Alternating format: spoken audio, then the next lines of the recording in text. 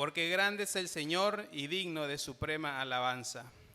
Amén, hermanos. Pueden tomar sus lugares. Hagamos el tiempo con nuestro hermano Víctor.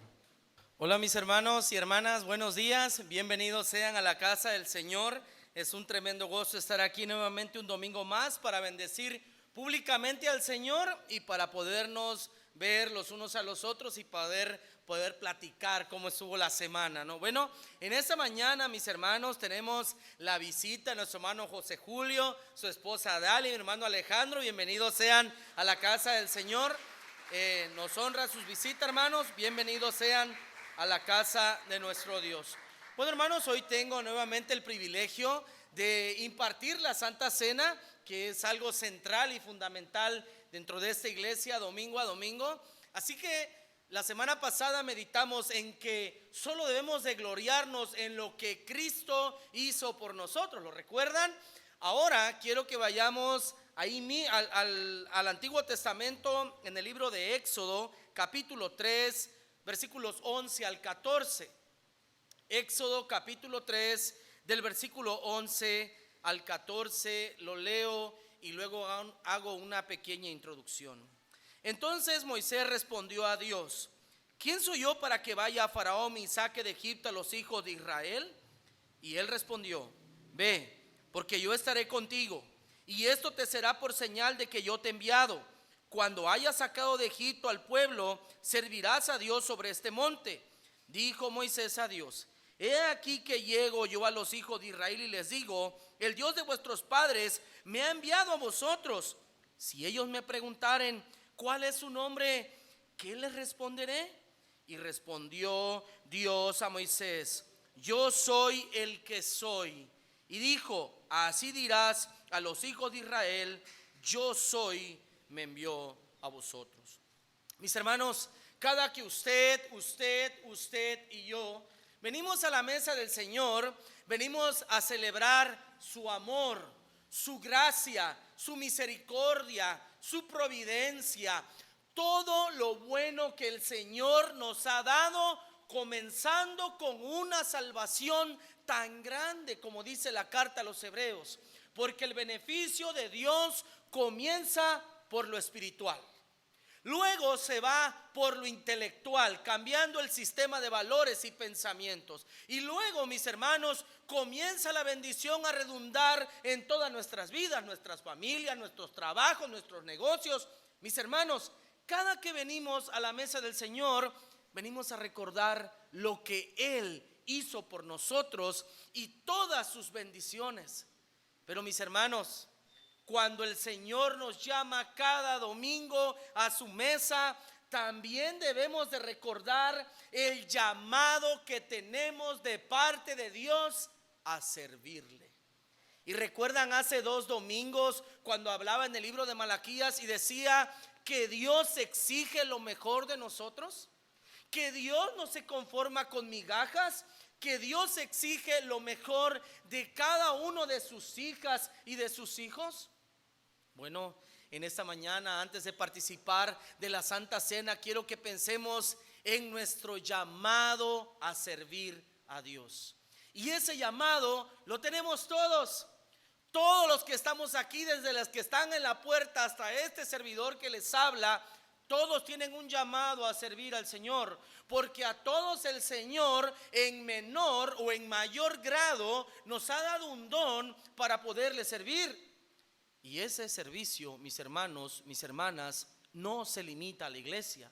Está puesto dentro de la casa, en la sociedad, en el trabajo, porque el cristianismo va más allá de 4 paredes que nos rodean.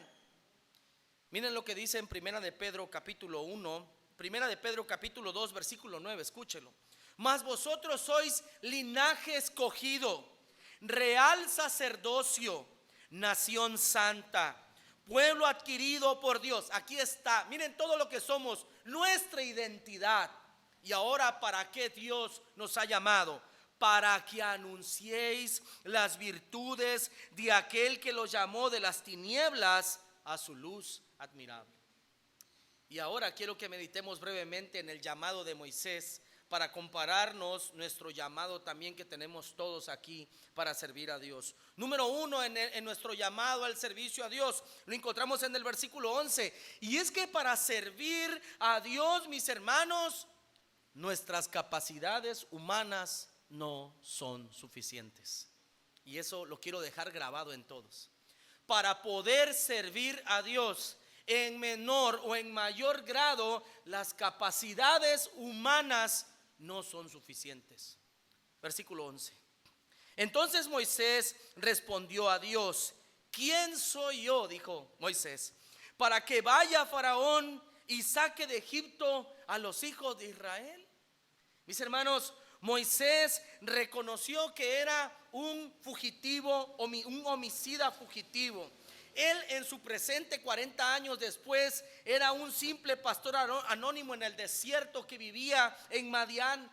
Su futuro era totalmente incierto. Él no era nadie y reconoció todo aquello, aunque en el pasado él había pensado que porque tenía descendencia hebrea y estaba allí en la corte y tenía lugar a ser probablemente el próximo faraón, él podía sacar con sus propios recursos al pueblo.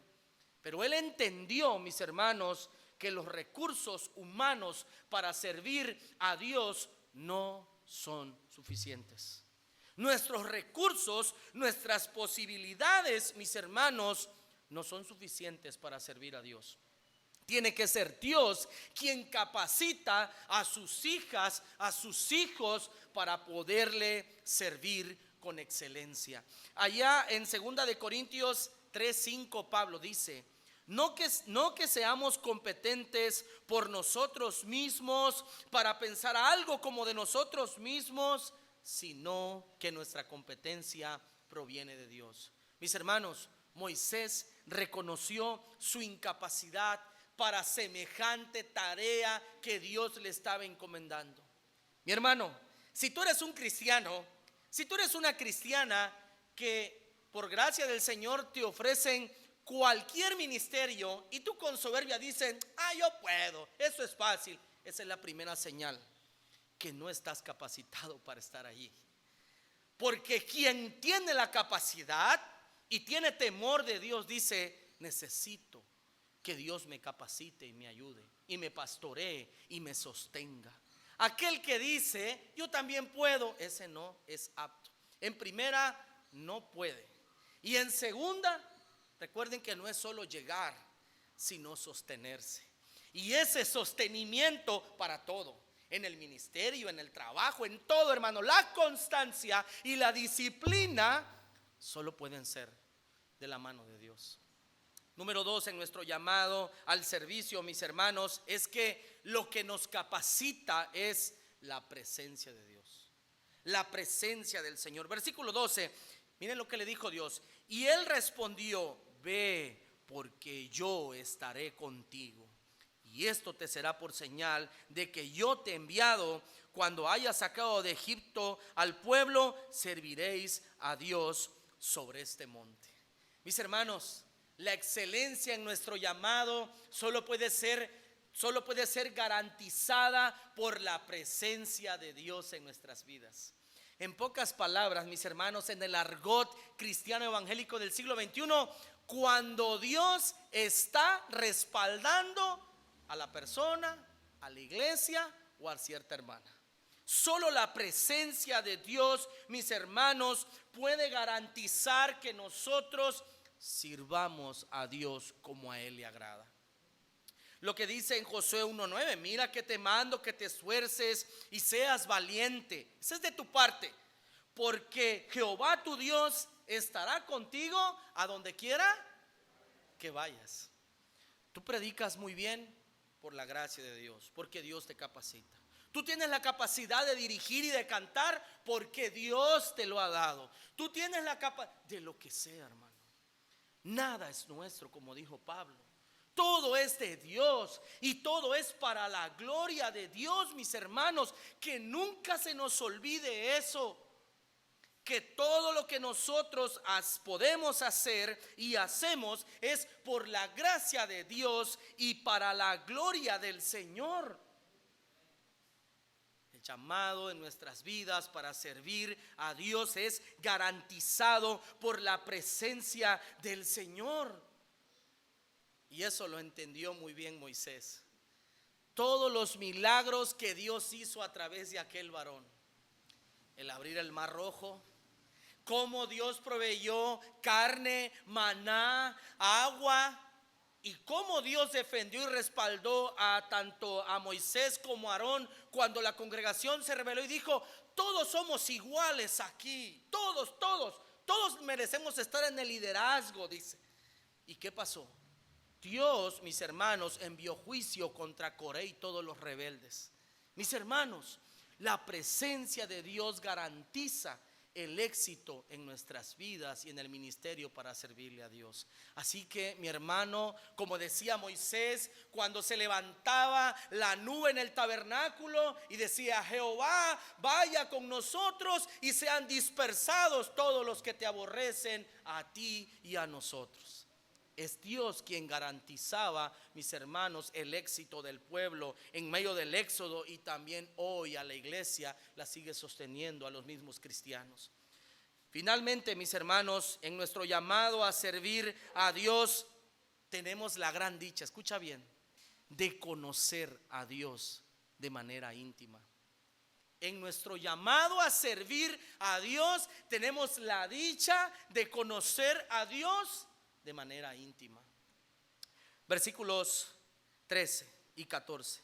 Dijo Moisés a Dios: he aquí que llego yo a los hijos de Israel y les digo: el Dios de vuestros padres me ha enviado a vosotros. Si ellos me preguntaran: ¿cuál es su nombre?, ¿qué les responderé?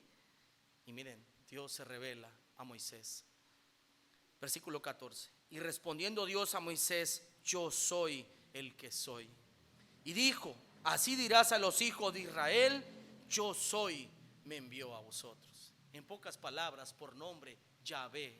Mis hermanos, poniéndolos en contexto, las promesas a los padres habían tardado 430 años y no se cumplían. Muchas generaciones habían pasado y la promesa hecha a Abraham, a Isaac y a Jacob seguían latentes en el pueblo de Israel. Pero Dios no era conocido por su nombre. Pero cuando Dios comisionó a Moisés, le dio la dicha de conocerlo de manera íntima. Mis hermanos, no podemos negar que en el servicio a Dios muchas veces se sufre, entre comillas, de manera innecesaria. Estar soportando a personas que no son nada de uno, ni necesidad tiene uno, pero uno lo hace porque Dios lo ha comisionado. Y porque Dios lo sostiene. Y porque en medio de esas adversidades uno conoce íntimamente a Dios. Si hoy, mi hermano, tú que has tenido la dicha de servir a Dios en diferentes contextos, en tu trabajo, en tu casa, en la iglesia, yo te aseguro que no eres el mismo cuando empezaste que cuando hoy llevas tantos años de servir a Dios. Yo no soy el mismo de hace 10 años que entró por esa puerta con mis hijos. Soy otro, porque Dios me ha transformado en el camino y he aprendido muchas cosas. Yo espero que todos ustedes, mis hermanos, consideren su llamado. Y si Dios no les ha dado el don para servir dentro de la iglesia, tienen el deber de servir en su casa. Tienen el deber de ser cabezas de hogar a los hombres y a las mujeres, ser ayudas idóneas que edifican su casa, no que usurpan roles varoniles. Y si ustedes, todos nosotros, tenemos el deber de ser sal y luz para esta sociedad que se está pudriendo, que está perdida. Y hoy, al venir a la mesa del Señor, consideremos a aquel que es el supremo maestro de la enseñanza en el servicio, que se entregó por todos hasta la muerte, y muerte de cruz. Y Él nos dejó una enseñanza, mis hermanos, de humildad, de servicio, de amor, y que toda la gloria es para Dios. Hoy, mis hermanos, consideremos nuestro corazón, miremos hacia adentro de nosotros mismos y digamos: Señor, gracias por el llamado que me has hecho a servirte. Ayúdame a descubrir mi don y dónde y en qué lugar lo puedo hacer de manera efectiva, porque todos somos útiles en la viña del Señor. Pero antes, mis hermanos, vamos a ponernos a cuentas con el Señor, y después de la oración voy a pedir a mi hermano Diego y a mi hermano Javier Ruiz si pueden repartir los elementos. Mientras tanto oramos, consideremos cómo está nuestro servicio al Señor, si estamos cumpliendo en nuestra casa, en la iglesia, en la sociedad, y si no lo estamos haciendo, pidamos perdón a Dios. Y pidamos también, mis hermanos, si aquellos que están sirviendo y han servido con soberbia, pensando que por sus propias capacidades lo pueden hacer, pidamos perdón a Dios y digamos al Señor que nos ayude, que nos fortalezca, y que en el proceso podamos crecer y conocerle de manera íntima. Vamos a orar, vamos a pedirle perdón a Dios por nuestros pecados. Señor, en esta hora de la mañana te damos gracias por tu palabra. Gracias, Señor, por permitirnos hacer un acto de conciencia en nuestro servicio a ti. Padre, gracias por esa comisión de servirte, de tener comunión íntima con usted. Gracias, Señor, por estos años de caminar sirviéndote. Perdona mis pecados, perdona los pecados de tu pueblo, de todos mis hermanos que estamos aquí presentes. Perdona nuestros malos hechos, perdona nuestras vanas palabras. Perdona, Señor, aún nuestros malos pensamientos, las soberbias de nuestros corazones, y que con humildad, Señor, miremos a tu cruz, pidiéndote, Señor, el perdón de nuestros pecados, porque no somos suficientes en nosotros mismos, pues nuestra competencia proviene de usted. Y yo te pido, Señor, que en tu gracia pongas tus ojos de amor en cada uno de nosotros, capacitándonos para servirte de manera efectiva en nuestros hogares, en la sociedad y en tu casa oración, para que podamos ser sal y luz de este mundo, y toda la honra y toda la gloria sean para ti. Señor, santifica los elementos que simbolizan tu cuerpo y tu sangre que fue inmolada y derramada para el perdón de nuestros pecados. Oro por los que están enfermos, oro por los que vienen afligidos. Oro, Señor, por todo aquel hermano que viene afligido de manera física, espiritual, emocional. Pasa tu mano de sanidad, porque así como eres un Dios que no tiene por inocente al pecador, eres un Padre lleno de gracia y de misericordia, que perdona la maldad, Señor, que levanta, que sana, que tiene misericordia. Ayúdanos como iglesia a seguir adelante, conociéndote, amándote y viviendo para la gloria de tu nombre. En Jesucristo te lo pedimos todo, Señor. Amén y amén. Bueno, voy a pedir a mis hermanos antes mencionados que repartan los elementos. Mientras tanto, nuestro hermano Raúl entona un himno. Gracias a nuestros hermanos que repartieron los elementos. Gracias, Raúl, también por darle ese toque de solemnidad a este momento. Vamos, hermanos, por favor, a nuestra lectura en 1 Corintios capítulo 11, versículo 23 en adelante. El versículo 26 lo vamos a leer alternadamente, y luego, mis hermanos, vamos a participar de los elementos que representan la sangre y la carne de nuestro Salvador, que fue inmolada para la remisión de nuestros pecados. Dice así el texto, 1 Corintios 11, 23 al 26. Porque yo recibí del Señor lo que también os he enseñado, que el Señor Jesús, la noche que fue entregado, tomó pan, y habiendo dado gracias, lo partió y dijo: tomad, comed, esto es mi cuerpo, que por vosotros es partido. Haced esto en memoria de mí. Participemos, hermanos.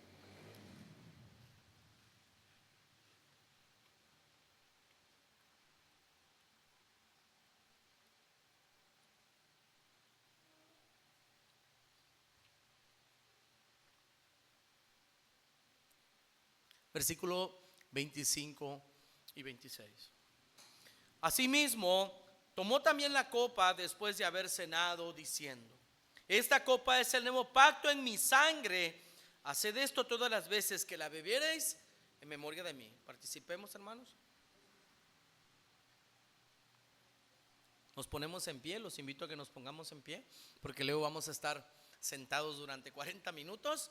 Vamos a ponernos de pie y vamos a leer el versículo 26, que nos va a recordar por qué hacemos esto, y nos va a invitar a hacer una una reflexión hacia el pasado, el presente y el futuro de lo que estamos haciendo. Dice así el texto, lo leemos todo a la cuenta de 3. 1, 2, 3. Así pues, todas las veces que comieres este pan y bebieres esta copa, la muerte del Señor anunciáis hasta que Él venga. Oramos, mis hermanos. Señor, te damos gracias en esta tarde por la oportunidad que nos has dado, Señor, de meditar en tu cruz. Gracias, Señor, también por meditar en nuestro llamado al servicio. Fortalécenos, capacítanos, tenga misericordia abundante de nosotros, perdona nuestros pecados y ayúdanos a seguir adelante. Que tu Espíritu Santo nos ilumine para entender tu palabra, para guardarla y para ponerla por obra, tanto a los que nos quedamos aquí en la sala principal como a los niños en la parte de atrás. Te lo pedimos en el nombre de Jesús. Amén y amén.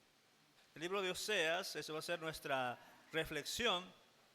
Otra cuestión que tenemos es que los que van al baño de varones no hay luz allí, o sea, el foco parece que está fundido, ¿ya? Muy bien, el libro de Oseas, capítulo 3. Oseas, capítulo 3. Y vamos a ver, de algún modo, el exilio, un próximo exilio. O sea, va a haber un exilio o un castigo de parte de Dios para el pueblo de Israel. Especialmente estamos hablando del reino del norte, que van a ser exiliados por sus pecados y se anuncia de algún modo ese exilio. Se anuncia el exilio y luego se anuncia nuevamente la restauración de Israel. O sea, se le dice, van a ser castigados, van a ir al exilio y también van a ser restaurados en un futuro. Pero en estos versículos veremos también actos proféticos, o sea, acciones que tienen un simbolismo. La vida de Oseas se ha convertido en una profecía dramatizada con su vida. Él mismo y lo que hace con su familia ya es una profecía o un oráculo o un mensaje dramatizado. Muy bien, por eso dice actos proféticos. Es una pregunta difícil. ¿Cuánto estás dispuesto a perdonar una infidelidad? ¿Cuánto estás dispuesto a perdonar una infidelidad? Y algunos de ustedes quizá han experimentado eso, infidelidad, ya sea cuando eran novios o casados. Y quizá perdonaron o quizá no. La pregunta es cuánto se ha estado dispuesto a perdonar esa infidelidad. Terrible todavía, en la imagen que gocé el domingo anterior, cuando alguien confiesa. Cuando alguien confiesa y rompe eso, bueno, quizá no había del todo armonía, pero por lo menos estaban viviendo juntos. Difícil. Cuando alguna vez prediqué acerca de este pasaje, bueno, de todos estos 3 capítulos, dije, sí, Dios le dice a Oseas, cásate con una prostituta o una mujer dedicada a la prostitución física y espiritual, o sea, una prostitución religiosa, o sea, una prostitución dedicada a Baal. Y yo me imaginaba, y mi predica les decía, me imagino que los amigos de Oseas le dicen, no te cases, ¿cómo es posible? Es una mala mujer, igual como nosotros aconsejamos a los jóvenes, no se enamoren de un no cristiano, una no cristiana, no se enamoren de tal persona, y así aconsejamos, o predicamos desde aquí, pero por lo general no nos hacen caso, aunque les amenacemos con una disciplina eclesiástica. Digamos, no vas a tener privilegio, no vas a tomar Santa Cena. Bueno, en esta iglesia no se hace, pero estoy hablando yo donde sí se practica. Yo he disciplinado a varios y no les he levantado la disciplina hasta hoy. Está un documento allí porque no se han arrepentido todavía de sus pecados.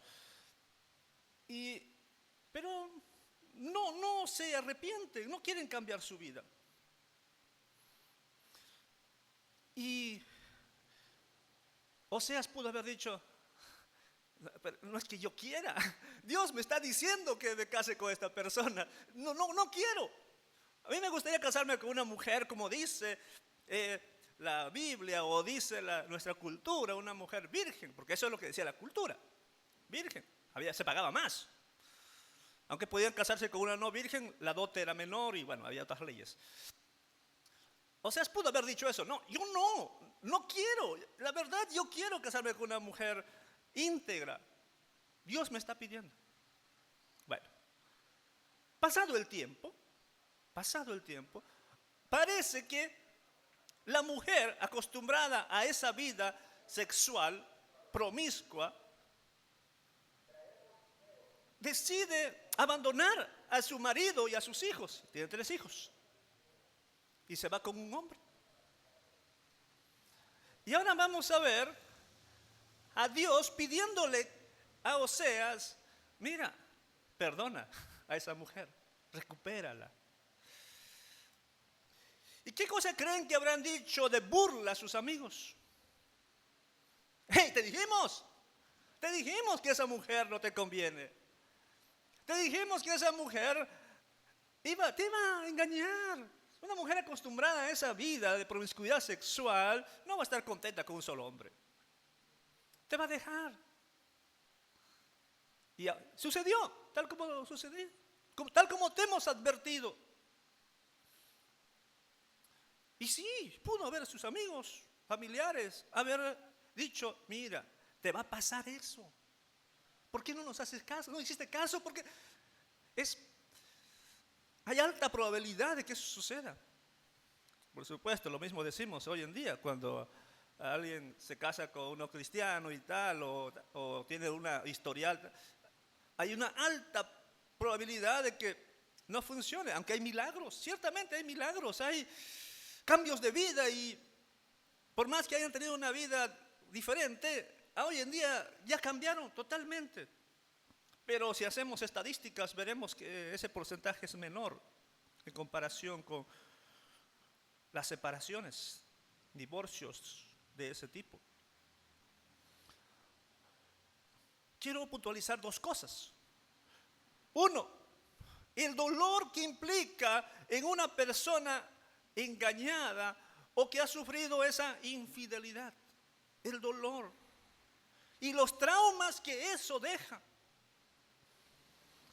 No solamente en la pareja, sino en los hijos. Quedan traumas bien feos. Mi esposa dice, tú porque tus papás todavía siguen juntos. O sea, de vez en cuando saca a relucir su dolor. Pero su papá, que algunos de ustedes conocen, la dejó cuando ella ya era joven. Abandonó el hogar cuando era joven. Pero para ella todavía le sigue marcando. Y me dice, es que tú porque tus papás están juntos, no conocemos una infidelidad de ninguno de los dos. Yo no tengo este tipo de trauma. Ella sí. O sea, no solamente queda el dolor en uno de los componentes de la familia, sino en todos. Y un dolor difícil de perdonar. Y si se perdona, siempre va a quedar algo de desconfianza. Lo difícil de ese dolor de infidelidad y lo difícil, que es el segundo punto, del perdón. ¿Cómo perdonar a alguien? Intenté hace muchos años hacer una especie de terapia a una pareja que estaba pasando por eso. No pude. Era secretario de la iglesia. Era uno de los ancianos de la iglesia. Los demás ancianos y yo tuvimos que expedirle carta de disciplina, tanto a este anciano como a la señorita que era la presidente de los jóvenes. Se separaron, hicieron su propia familia. Pero no hubo arrepentimiento y ganas de solucionar. Perdón quizás sí, pero por estar bien con Dios. Porque la hermana que sufrió la infidelidad sigue asistiendo con su hijo a otra iglesia. O sea, siguen siendo fieles a Dios. Perdonan, pero por causa de Dios. Pero cuán difícil es. Vamos a reflexionar justamente sobre eso de lo que le sucedió a Oseas, lo que puede suceder a otra persona y lo que hace Dios por Israel, que se comporta como aquella mujer, como Gomer. Entonces pasemos a nuestro primer punto, la orden y la explicación de Yahvé al acto simbólico que va a hacer de ese amor llamado aquí irracional, porque es un amor que sí es sublime de parte de Dios, pero incomprensible también. Si leemos el versículo 1, parte A, C, está el mandato de amar al amante de otro. Versículo 1. Y me dijo otra vez Jehová, ve, ama a la mujer amada de su compañero, adúltera, como el amor de Jehová para con los hijos de Israel. Una mujer que es amante de otro. Primero aclaremos el otra vez, ese adverbio, otra vez. O sea, Dios le había dicho primero, cásate, el versículo 2 del capítulo 1, toma una mujer. Esa fue la primera intervención de Dios. Y ahora viene otra intervención. Suponemos que es tiempo después de los 3 hijos, si seguimos el relato. Ahora dice, ama a esta mujer que infiel. Se supone que es la misma mujer.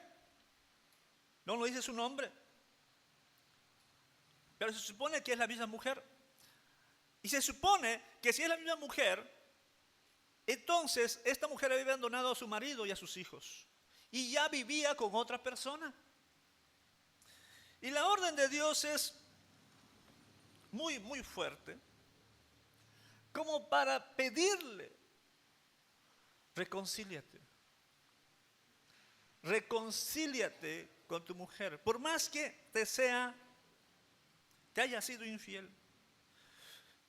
Piensen en el pobre, voy a usar ese adjetivo, en el pobre Oseas, que de ya habrá sido objeto de burla de sus familiares y amigos. ¿Cómo un profeta, siervo de Dios, va a casarse con una mujer que está prohibida dentro de la ley? Bueno, Dios le ordena para ilustrar su amor por Israel. Bueno, hay que hacerle caso a Dios, pero la gente no va a entender del todo. Y no significa que alguno de ustedes va a recibir ese llamado, por cierto, que hoy en día reciban ese mismo llamado. Y luego de eso, la burla de que la esposa del profeta está haciendo su vida sexual y su práctica con otra persona, abandonó el hogar. ¡Qué gran escándalo! Si aplicáramos eso hoy en día, quitamos el ministerio del profeta. Disciplina. Porque dice, requisito para ser uno de los ancianos, obispos, debe tener sujeto a su familia. Y si la esposa no quiere saber nada de Dios, o los hijos no quieren saber nada de Dios, no puede ser siendo ministro. Simple. Ahora, luego las reglas va a decir que hasta qué edad, ¿no? Hasta qué edad. Los hijos quizá hay que poner una edad mientras 18 años o mientras viven en la casa. Porque hay hijos de pastores que saben que no siguen la fe, se rebelan. Y no por eso el ministro va a perder su privilegio. Entonces, se hacen otras leyes que no están en la Biblia, pero se tratan de adecuar interpretaciones al respecto. Pero si eso se lo trasladamos a nuestro tiempo, sería un escándalo total Sin embargo, nuevamente debemos entender que es Dios aquí el que está ordenando al profeta de que vuelva a amar. Vuelva a amar. Interesante que en este versículo tenemos amar, el verbo amar, varias veces. El amar humano, de volver a amar a esta mujer, el amar de Dios y luego el amar los ídolos. Interesante. El mismo verbo en hebreo también. Ahora veamos la explicación. ¿Por qué le pide amar? Porque es algo ilógico, va contra la ley. Si ustedes leen Deuteronomio 22, van a encontrar la ley que dice, si alguien comete adulterio, debe morir apedreado o debe morir. Lo lógico es la muerte de esos dos pecadores. Si se aplicara la justicia, Gomer sería apedreada. Justicia, aplicando la justicia que está en la ley de Dios. Pero el mismo que dio la ley puede cambiar algún aspecto de la ley. Aquí dice, bueno, en este caso no le vamos a apedrear, vamos a demostrar el amor. No vamos a aplicar la justicia, vamos a aplicar el amor. Entiendan eso. Recordando al apóstol Pablo, Romanos 6:23, la paga del pecado es muerte. Nuestro pecado nos lleva a la muerte. Cualquier pecado nos lleva a la muerte. Por tanto, somos dignos de muerte. Eso sería aplicar la justicia. Y bien aplicada. Pero continúa Romanos 6:23 diciendo, mas la dádiva de Dios, mas el regalo de Dios es vida eterna en Cristo Jesús. Porque cuando Dios quiere aplicar su justicia, lo aplica, pero a veces deja de lado su justicia para mostrar más amor. No significa que Dios sea más amor y menos justicia, no. Son dos atributos de Dios, dos atributos que debemos entender, que no es que uno es más que otro en Dios, sino que a veces Dios muestra en ciertas facetas un atributo más que otro atributo. Y aquí decide no aplicar su justicia, sino su amor. Por eso la segunda parte va a decir como el amor de Jehová. En otra versión va a decir que esto ilustra el amor de Dios. O ilustra que Dios aún ama a Israel. Quizá Oseas ya no amaba a su mujer. Como hombre, su orgullo de varón. ¿Cómo voy a volver a estar con una mujer que estuvo con otros y todavía disfruta estar allá y no quiere estar conmigo? ¿Cómo voy a...? Y encierra cierta humillación de ir a rogar por el amor de esa mujer. Ir a rogar por amor. Y alguna vez prediqué de este pasaje y dije, va a sonar a herejía lo que voy a decir. Pero a veces Dios hace eso con nosotros también. Que se humilla. No es de que está bajando su gloria, de su gloria y se menos gloria, sino que por amor, y eso lo hemos visto en la encarnación de Jesucristo, que Él se humilla para que podamos nosotros experimentar sus bendiciones. Porque Él es el amante rechazado. Sigamos con el versículo 1. El amor de Jehová para con los hijos de Israel. Porque ellos miran a ¿quiénes? A esos dioses ajenos y aman tortas de pasas. No dirán, entiendo bien que es infiel Israel al tener otros dioses, ¿no? Entiendo eso. Pero no entiendo qué tiene que ver la torta de pasas. ¿Y es malo la torta de pasas? No en sí, no en sí la torta de pasas, sino que la torta de pasas era una ofrenda presentada a esos dioses. Y la torta es rica, entonces cuando uno llevaba eso, presentaba a los dioses y comía una porción. Porque la idea era que los dioses comían, entonces vamos a comer juntamente con los dioses esa porción. Y aquí les quiero hacer una advertencia, mis amados hermanos. Ya se acerca noviembre, ya se acerca 31 de octubre.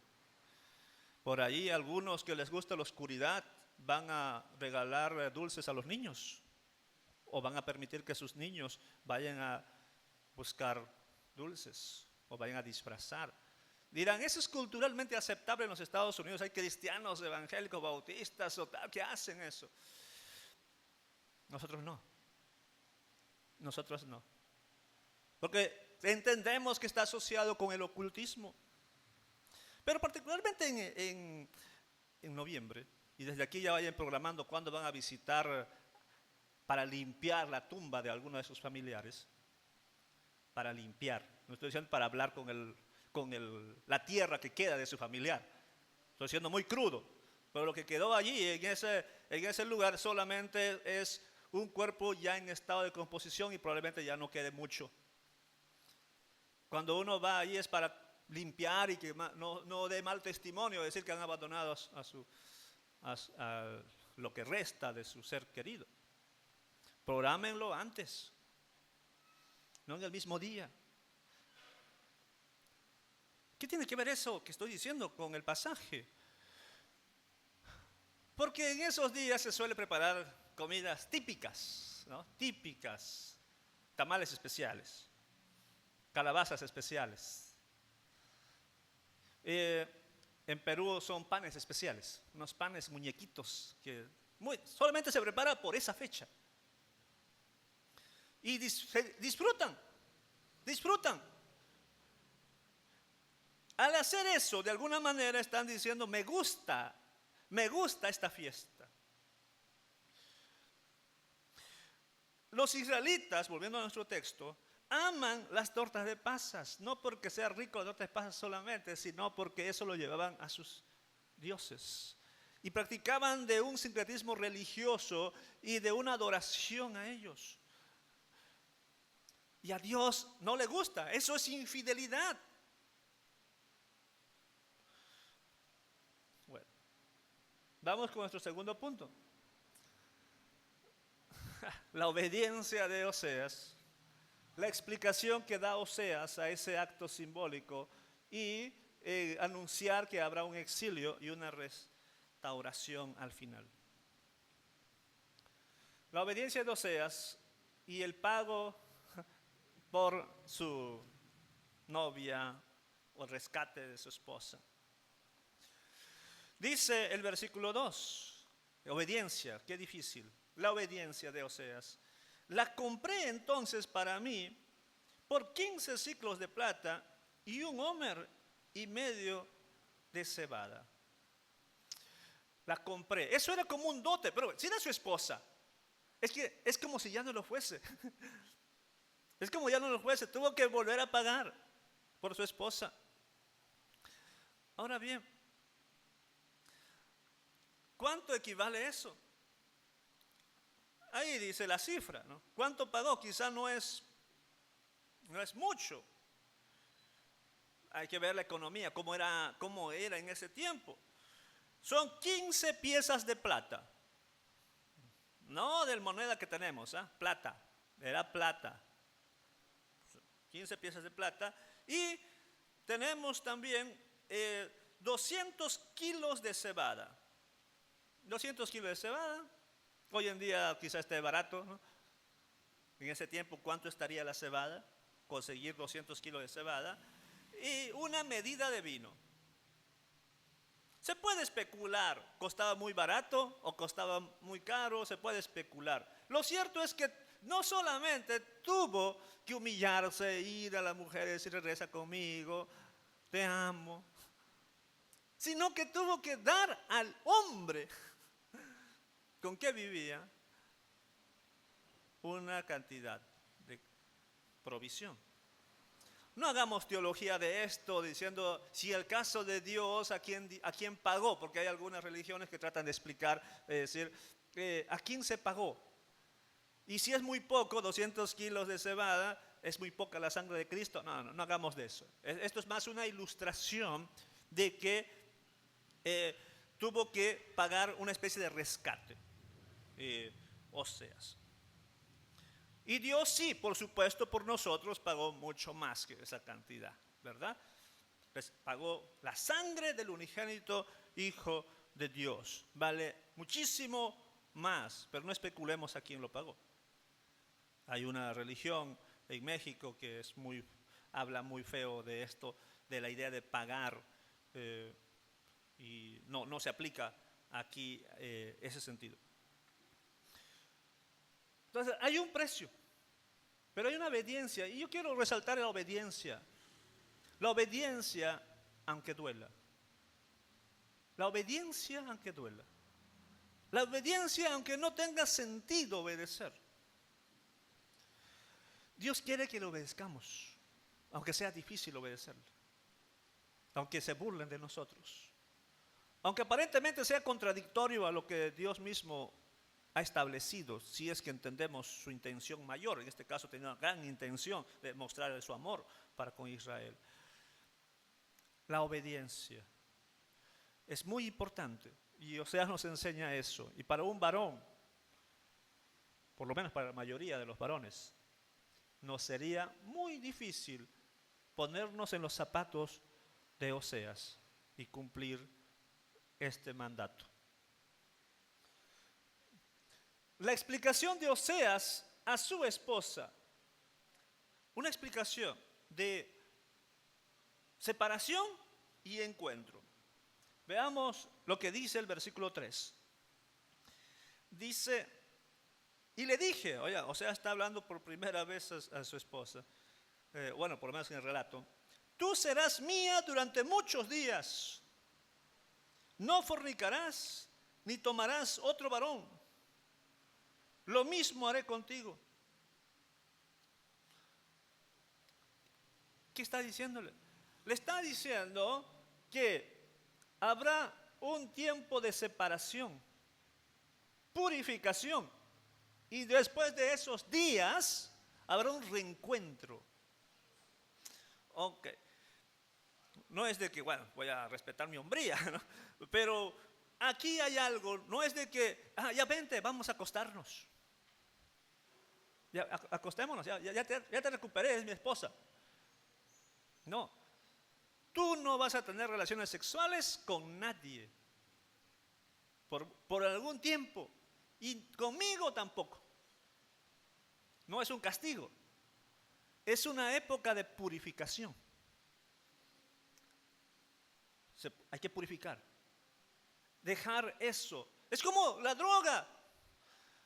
La gente que está acostumbrada tiene que abandonar eso, un tiempo de purificación. Cuando van ahí a los centros de rehabilitación, tienen que estar encerrados muchos ahí sufriendo. Aquí no va a haber nada hasta que se te quite esas ganas, esa carnalidad, por así decirlo. Y luego de eso, implícitamente está que pasado un tiempo volveremos a dormir juntos. Esto no es un modelo, por cierto, de caso de separación o no, pero se usa en terapia matrimonial, ¿ya? Se usa en terapia matrimonial. Cuando hay ese tipo de conflictos, se habla no de divorcio, porque nosotros los cristianos evangélicos de alguna manera somos más obedientes, entre comillas a veces, más obedientes al mandato de que no debe ser divorcio o está prohibido, y si se divorcian no deben volverse a casar. Por lo menos, y solamente está permitido el divorcio por uno explícito y quizá otra razón no tan explícito, pero el explícito es inmoralidad sexual de alguno de los cónyuges. Pero sin que haya divorcio, y están ahí la pareja en conflicto, en terapia familiar, consejería pastoral, se suele aconsejar, mira, cama separada, por un tiempo, hasta que vuelvan a desearse, vuelvan a amarse. Y eso no va a ser por calentura, no, eso va a ser porque de alguna manera están aprendiendo a perdonarse y a valorarse. Y ese tiempo de separación les va a ayudar a una mejor reconciliación física, emocional, espiritual, en todas las áreas. No es que está sacado de este pasaje, pero se suele aconsejar eso. Esta explicación tiene su razón de ser, ¿no? Porque está hablando de una separación temporal de ese matrimonio. Pero ahora nos vamos a pasar a otra realidad. Tenemos la certeza del reencuentro. O sea, sí va a haber un reencuentro, sí van a volver a estar juntos como matrimonio. Pero esa es una ilustración de lo que va a pasar con Israel. Porque Israel tendrá una separación para purificarse y luego volverá a ser restaurada. Versículos 4 y 5 dice: porque muchos días estarán los hijos de Israel sin rey, sin príncipe, sin sacrificio, sin estatua, sin efod, sin terafines. Después volverán los hijos de Israel y buscarán a Jehová su Dios y a David su rey, y temerán a Jehová y a su bondad en el fin de los días. Y ahí va, ¿no? Las privaciones temporales del exilio. O sea, en el exilio que iba a suceder quizá unos 20 años después de que se dijo esto, en el exilio iban a aprender a dejar esos ídolos. Eso con Israel y también con Judá, que sucedió cientos y años después. Cuando fueron llevados al exilio, allí entendieron que todo el sufrimiento que tienen es porque eran idólatras, porque eran infieles. Cuando regresaron del exilio ya no se ve tanto ese pecado. Hay otros pecados de Israel, pero ese pecado de idolatría casi ya no se ve. ¿Por qué? Porque esa separación, ese exilio tenía como propósito purificarles, quitarles el deseo de tener otros dioses, porque tener otros dioses trae consecuencias graves. Y entre esas consecuencias está, no van a tener más líderes, no va a haber más líderes, porque ahí dice, sin rey, sin príncipe. Sí, no, ya no tenían en ese tiempo rey, porque fueron llevados al exilio. Todos los príncipes perdieron su categoría. Sin liderazgo. Recuerden que siempre se requiere liderazgo, siempre se requiere personas que estén guiando. Y cuando no hay un liderazgo, por supuesto, cada quien hace lo que bien quiere y no se llega a ningún lado. Eso es verdad. Y no va a haber liderazgo en ese tiempo. Tampoco habrá rituales, sacrificios, no, sin sacrificios. Sin sacrificio. No habrá rituales, porque ya no iban a tener sus templos, iban a ser destruidos sus templos. No iban a poder adorar a Dios o a sus amantes, sus dioses. No va a haber más guía. ¿Cómo que más guía? Es que guía no se habla aquí de liderazgo, se habla de el efod. El efod. ¿Qué era el efod? El efod era una parte de la vestimenta del sumo sacerdote que tenía piedritas y ahí estaba el urín y el tumín. No se sabe cómo funcionaba. Algunos piensan de que brillaba cuando quería decir sí. O sea, le preguntaban, por ejemplo, David le preguntó a Dios, ¿iré a perseguir a tal ejército? Y la respuesta fue sí. Pero ¿cómo respondió? Las piedras no hablan. ¿Cómo respondió? Entonces se interpreta de que quizás brillaban, quizás se calentaban, bueno, no se sabe. Pero sí funcionaba como una especie de guía para toma de decisiones. Dice, no habrá también esa guía. Porque recuerden que Dios no siempre responde audiblemente. No es que Dios te da la respuesta en tu mente y tú estás claro. Hay formas en las que Dios se comunica con nosotros. Y una de las formas antiguas era el efod. Y por supuesto no habrá otras cuestiones idolátricas. El versículo 5 nos va a hablar de la restauración. O sea, después de ese tiempo de separación, del exilio, iba a venir una restauración. La restauración donde iban a tener un arrepentimiento sincero. El arrepentimiento sincero, volvamos a leer. Y dice el versículo 5, volverán los hijos de Israel y buscarán a Jehová su Dios. De manera sincera. Ya no buscarán a los ídolos, nada. A Dios, su Dios. Harán propio a Dios.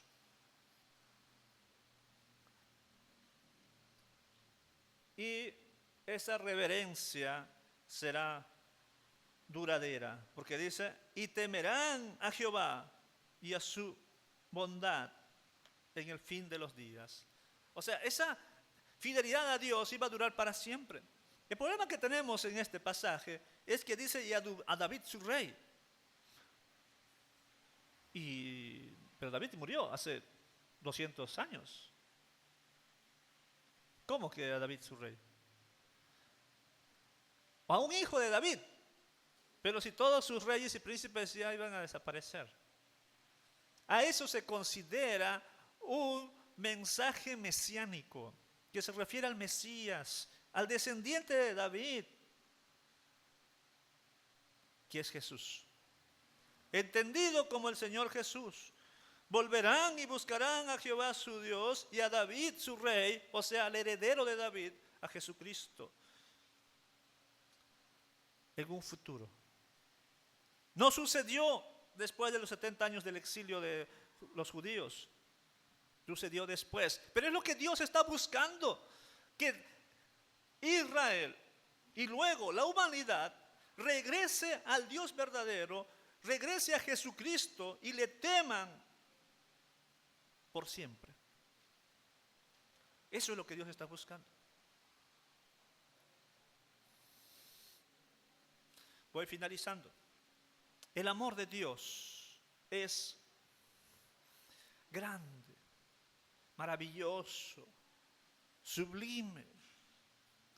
Ese amor que perdona nuestras infidelidades.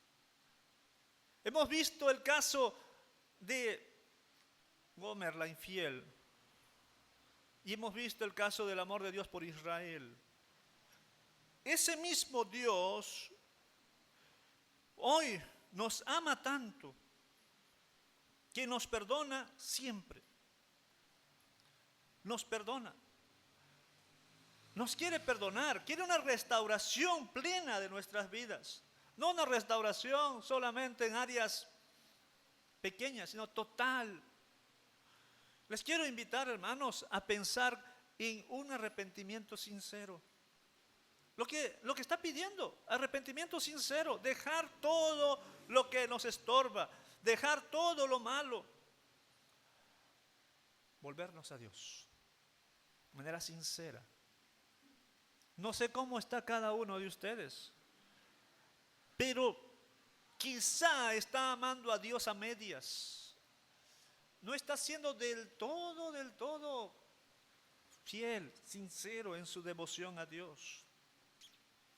Hay cosas que todavía son sus ídolos, sus baales, que te deleitas en eso, como cual tortas de uvas. Disfrutas y se lo das. No sé. Yo hablaba de algunas cuestiones personales. como los estudios, que no son nada, no es de todo malo, pero si todo mi corazón está allí, quizás sí. O mi equipo favorito, si todo mi corazón está allí. Si soy tentado a hacer cosas que deshonran a Dios y a mi familia, quizá estoy siendo una persona infiel a Dios. Les pedí a los estudiantes de la prepa ECA que memorizaran para su examen una frase, no para el examen solamente, sino para su vida. No haré nada que me avergüence a mí mismo, a mi familia y a mi Dios. No haré nada que me avergüence a mí mismo, a mi familia y a mi Dios. Porque muchas veces hacemos cosas que nos avergüenzan a nosotros, avergüenza a nuestra familia y avergüenza a Dios. Seamos fieles. Dios es fiel, nos ama a pesar de nuestros pecados, pero no abusen de su amor. Porque recuerda, en el caso de esta mujer, primó el amor y bajó la justicia. Pero en otros casos puede primar la justicia sobre el amor. No esperes que te llegue esa justicia. Disfruta del amor de Dios, consciente de que Él te va a juzgar un día. Vamos a orar. Señor bendito, gracias, muchas gracias por este pasaje que nos habla acerca de tu gran amor para con Israel, ilustrado en la vida de Oseas. Nosotros también nos comportamos de manera infiel muchas veces. No vivimos como quieres que vivamos. Y cada uno, Señor, por tu Espíritu Santo, está reflexionando en estos momentos sobre en qué te está fallando. ¿Qué de su vida está o tratando de no amarte de manera íntegra? Señor, sigue trabajando, sigue reprendiendo a cada uno de nosotros. Ayúdanos a amarte siempre. Ayúdanos a amarte, a serte fieles y querer seguir disfrutar de tus bendiciones. Gracias, Señor. En Jesucristo oro. Amén.